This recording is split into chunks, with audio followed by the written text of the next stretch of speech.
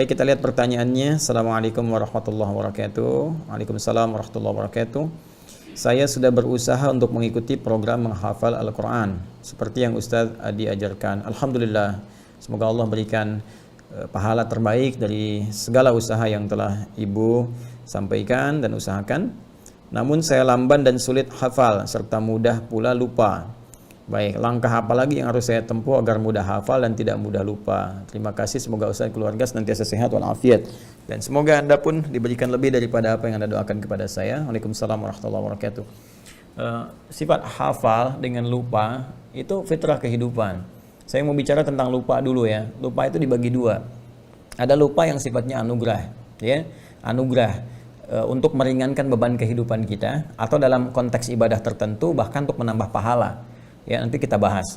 Yang kedua, ada lupa yang dicela. Jadi kalau yang pertama ini sifatnya disyukuri, madah, itu kan dipuji. Yang kedua, dzam, ya mazmum, sesuatu yang dicela, yaitu lupa yang diakibatkan karena perbuatan-perbuatan maksiat. Ya ingat, perbuatan maksiat itu akan berdampak pada, mohon izin sekali, jauhnya hubungan kita dengan Allah atau melupakannya pada nilai-nilai kebaikan. Ya karena itu orang-orang yang bermaksiat itu, mohon maaf, seringkali lupa waktu sholat. Orang-orang yang penuh banyak maksiat lupa untuk baca Al-Quran. Sehingga dari sifat lupa ini jadi jauh dari sholat, jauh dari Al-Quran, jauh dari nilai-nilai kebaikan menurut syariat Islam dan sebagainya. Nah, ini yang dibawa dari maksiat. Ya. Kemudian ada lupa yang dipuji yang pertama tadi. Lupa yang dipuji ini terbagi pada dua bagian. Pertama, takhfiful haya, untuk meringankan aspek kehidupan.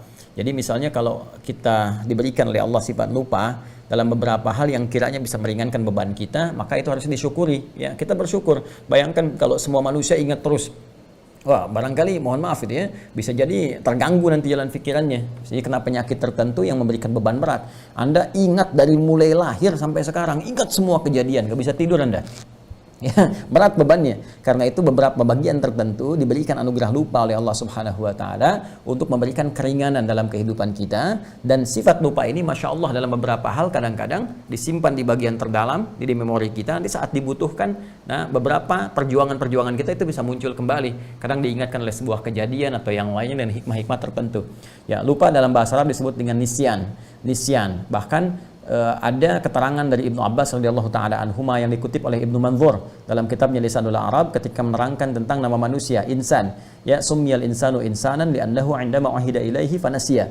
Nah, itu keterangan Ibnu Abbas radhiyallahu taala anhuma yang dikutip oleh Ibnu Manzur dalam kitabnya Lisanul Arab. Ya, kata Ibnu Abbas radhiyallahu taala anhuma, summiyal insanu insanan, insan, manusia diberi nama dengan insan, ya, li'annahu 'indama uhida ilaihi fanasiya. Itu seakar dengan kata nisyan. Ya, nisyan yaitu lupa, dari akar katanya nasia. Kenapa?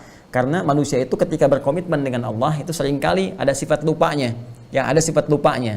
Ya, itu karena itulah diberi nama dengan insan, ada korelasi dengan nisyan, ya kan? Nasia itu lupa, saya lupa, nasi itu. Kita lupa, nasina. Maka dalam konteks kehidupan kita berdoa, Rabbana la tu'akhidna in nasina au akhtana. Ini jenis lupa yang pertama. Ya Allah, jangan biarkan kami ya Allah ketika kami lupa itu kami berbuat salah gitu. Dengan lupa kami salah. Nah, itu konteks yang tadi saya sampaikan dalam keterangan saya yang pertama. Ada lupa yang cenderung mengarah kepada maksiat. Ada lupa yang sifatnya anugerah yang tadi saya sampaikan, ya, untuk meringankan beban kehidupan. Atau yang kedua, menambah nilai pahala dalam konteks ibadah tertentu. Contohnya apa? Al-Quran. Ya, jadi ada kondisi tertentu yang orang ini nggak maksiat, ikhtiarnya banyak sekali, bahkan dia tahajud juga, dia puasa juga, dia meninggalkan maksiat. Tapi ketika menghafal Quran, kok kayaknya susah gitu. Ya, dalam tanda petik ya, padahal Allah katakan nggak ada yang susah. Tapi qadar Allah ditetapkan oleh Allah bagi orang ini misalnya nggak secepat yang lain. Orang lain misalnya dalam 10 menit hafal 1 halaman, orang ini sudah 1 jam belum hafal. Bahkan 10 jam masih terlambat-lambat. Ya, ada yang pindah lupa sebelumnya misalnya kan. Apa di antara hikmahnya? Ternyata di antara hikmahnya itu rahmat Allah Subhanahu wa taala, di antaranya untuk memberikan tambahan pahala kepadanya dengan mengulang apa yang telah dia tadi usahakan untuk dihafal.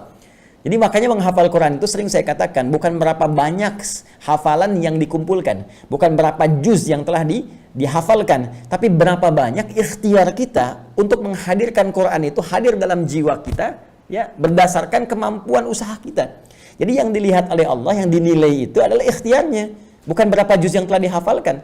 Ya, kalau berapa juz yang telah kumpul itu yang menjadi pahala, rugi kita.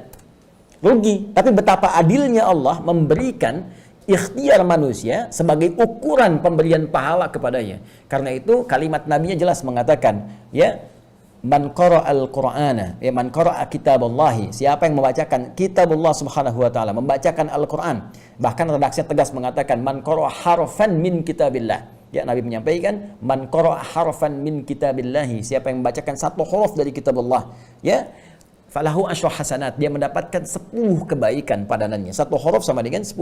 Walam aqul alif lam mim harfun.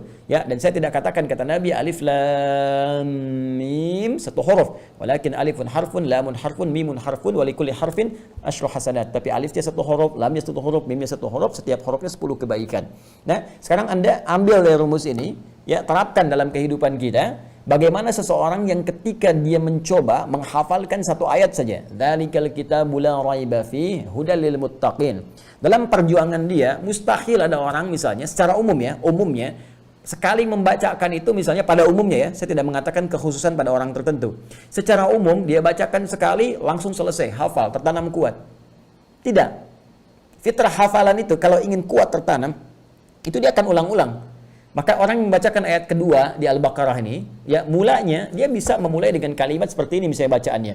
Dzalikal kitabu, dzalikal kitabu, dzalikal kitabu, la raiba fi, la raiba fi, la raiba fi, dzalikal kitabu la raiba fi, dzalikal kitabu la raiba fi, dzalikal kitabu la raiba fi.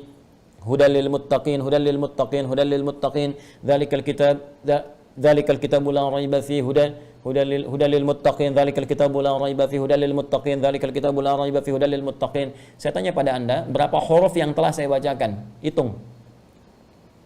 Nah, berapa huruf yang telah saya bacakan? Ya.